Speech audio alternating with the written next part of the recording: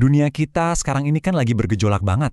Nah, di tengah ketidakpastian ini, pemerintah Indonesia tiba-tiba ngegas rangkaian program raksasa. Semuanya jalan barengan. Pertanyaannya, ini cuma program-program biasa yang kebetulan jalan bareng? Atau jangan-jangan ini adalah bagian dari sebuah grand design buat mastiin Indonesia tetap kokoh berdiri? Oke, coba kita bedah satu persatu ya.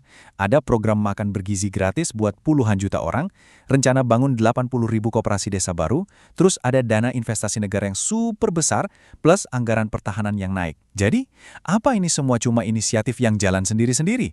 Ataukah ini semua adalah kepingan puzzle dari satu rencana induk yang masif buat menghadapi sesuatu yang mungkin kita semua belum sadari? Coba bayangkan skalanya. Program makan bergizi gratis ini targetnya nggak main-main loh. Ada sekitar 82 juta penerima, dari anak-anak sekolah sampai ibu hamil. Ini bisa dibilang jaring pengaman sosial yang skalanya luar biasa masif. Dan gerakannya nggak cuma dari pusat. Di level akar rumput, pemerintah mau bikin 80.000 koperasi desa merah putih di seluruh Indonesia. Ini kayak upaya buat membangun fondasi ekonomi bangsa, benar-benar dari unit terkecilnya, yaitu desa. Kalau kita lihat dari sisi keuangan, lebih gila lagi.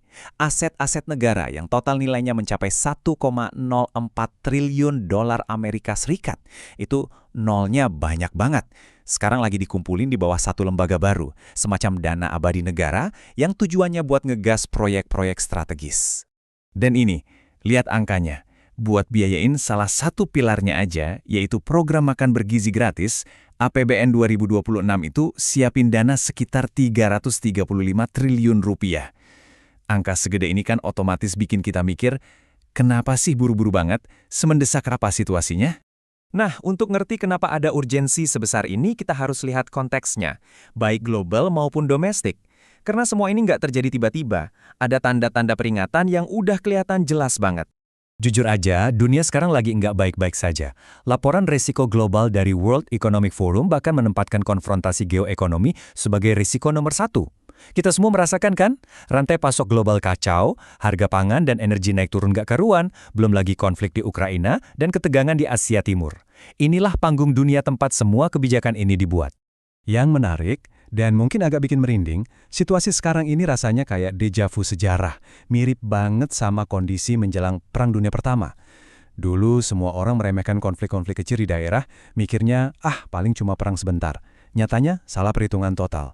Sekarang, risikonya sama persis, satu krisis kecil bisa memicu efek domino karena ekonomi dunia sudah saling terikat. Peringatan itu nggak cuma datang dari luar loh, dari dalam negeri pun ada.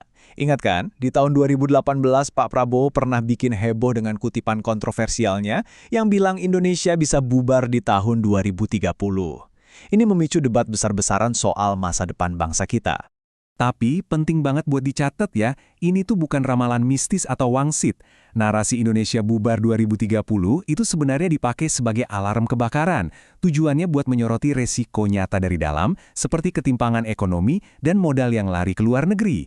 Jadi ini lebih ke sebuah ajakan untuk berbenah, bukan untuk menakut-nakuti. Oke, dari semua peringatan tadi, kita mulai bisa lihat benang merahnya kan?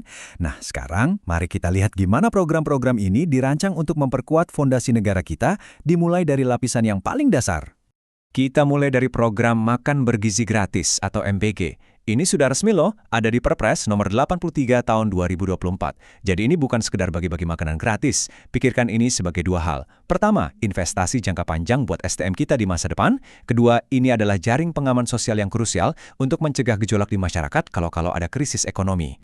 Sejalan dengan itu, ada klaim yang sangat berani dari pemerintah soal ketahanan pangan. Targetnya, tahun 2025, Indonesia stop total impor beras. Ini adalah pernyataan yang kuat banget, tujuannya jelas untuk membangun rasa aman di tengah masyarakat.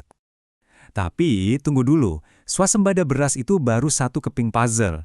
Coba lihat data ini. Ternyata kita masih sangat bergantung sama impor untuk komoditas penting lainnya. Kedelai, gula, gandum, angkanya besar-besar semua. Ini nunjukin kalau urusan ketahanan pangan sejati itu jauh lebih rumit dari sekedar urusan beras. Nah, disinilah peran 80.000 koperasi desa itu jadi sangat strategis. Koperasi ini dirancang untuk jadi semacam shock absorber ekonomi di level desa. Caranya, dengan memotong rantai pasok yang panjang, menstabilkan harga, dan jadi pusat ekonomi lokal. Harapannya, kalau ada guncangan di level nasional atau global, desa-desa ini bisa lebih tahan banting. Oke, kita udah bahas fondasinya, sekarang kita naik ke level berikutnya. Kita lihat strategi dari atas ke bawah. Kalau MBG dan Koperasi Desa itu fondasinya, maka program-program ini adalah perisai nasionalnya. Kenalan dulu sama Danantara. Ini adalah Sovereign Wealth Fund atau dana abadi milik Indonesia. Anggap saja ini semacam rekening investasi raksasa punya negara. Tujuannya bukan cuma cari untung, tapi lebih dari itu, jadi mesin buat mempercepat proyek-proyek strategis dan memperkuat ekonomi dari dalam. Arah investasinya juga jelas banget, nggak ngawur. Danantara bakal fokus ke sektor-sektor yang vital buat ketahanan nasional. Mulai dari energi, digital, kesehatan, pangan, sampai hilirisasi industri. Intinya, setiap investasi ini dirancang untuk mengurangi ketergantungan kita pada negara lain. Strategi ini juga kelihatan di panggung global. Rencana Indonesia buat gabung BRICS misalnya. Ini jangan diartikan kita jadi berpihak ke satu blok. Justru sebaliknya. Ini adalah cara modern untuk menjalankan politik bebas aktif.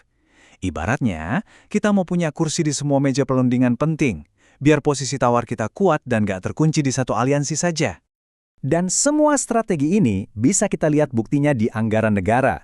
Lihat deh, APBN 2026 polanya jelas banget, ada pendekatan dua arah. Di satu sisi, anggaran pertahanan digenjot untuk menangkal ancaman dari luar. Di sisi lain, program sosial raksasa kayak MBG didorong kuat untuk menjaga stabilitas dari dalam. Keduanya jalan beriringan. Jadi, setelah kita lihat semua kepingan puzzle-nya, kita sampai di bagian akhir. Gimana semua ini menyatu dan apa tantangan terbesarnya dalam ujian ketahanan ini? Nah, ini dia gambaran besarnya. Kalau kita susun, setiap program yang kita bahas tadi ternyata adalah pilar-pilar yang saling menopang satu sama lain. Dari urusan perut di level desa sampai manuver politik di panggung dunia. Semuanya ternyata terhubung dalam satu kerangka besar, strategi ketahanan nasional. Jadi, apa kesimpulannya? Ini sepertinya bukan soal Indonesia lagi siap-siap mau perang dalam arti angkat senjata ya. Ini lebih ke upaya fortifikasi, upaya membangun benteng pertahanan nasional secara sistematis untuk menghadapi dunia yang semakin gak bisa diprediksi dan penuh guncangan. Tapi sebagus apapun sebuah rencana, ia tetap aja cuma rencana di atas kertas kan? Pertanyaan terakhir yang paling penting sebenarnya adalah ini, bisakah desain besar yang ambisius ini dieksekusi tanpa ada cacat fatal? Karena pada akhirnya, keberhasilan sebuah grand design itu nggak ditentukan oleh visinya yang hebat, tapi oleh eksekusi, disiplin, dan transparansi di lapangan. Nah, disitulah ujian sesungguhnya.